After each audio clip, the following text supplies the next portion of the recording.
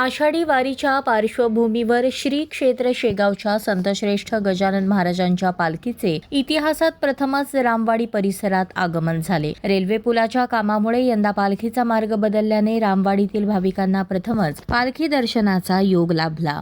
इच्छा भगवंताची परिवाराच्या वतीने गुलाब पाकळ्यांची पुष्पवृष्टी करून पालखीचे भव्य स्वागत करण्यात आले। तसेच मुख्यमंत्री देवेंद्र फडणवीस यांच्या वाढदिवसानिमित्त वारकरी भाविकांना राजगिरा लाडू प्रसादाचे वाटप करण्यात आले। सोलापूर जिल्ह्यामध्ये गजानन महाराजांचं पालखीचं आगमन झालं आणि विशेष करून इतिहासामध्ये सर्वात पहिल्यांदाच आमच्या रामवाडी भागाला हे भाग्य लाभलेलं आहे की गजानन महाराजांचं पालखीचं पदस्पर्श आमच्या रामवाडी परिसरामध्ये झालेलं आहे। त्यामुळं आम्ही सर्व रामवाडीकर, सर्व प्रभाग 22चे सर्व भाविक भक्त या ठिकाणी गजानन महाराजांच्या चरणी लीन झालो आणि त्यांचं स्वागत केलं आहे। राज्याचे तरुण तडफदार मुख्यमंत्री आदरणीय देवाभाऊ फडणवीस साहेब यांचं 22 जुलैला वाढदिवस आहे, त्याचं देखील औचित्य साधून गजानन महाराजांच्या पालखीच्या सर्व भाविकांना, वारकऱ्यांना या ठिकाणी आमच्या शहराच्या अध्यक्षा रोहिणीताई तडवळकर असतील, उपमहापौर ज्ञानेश्वरताई देवकर असतील,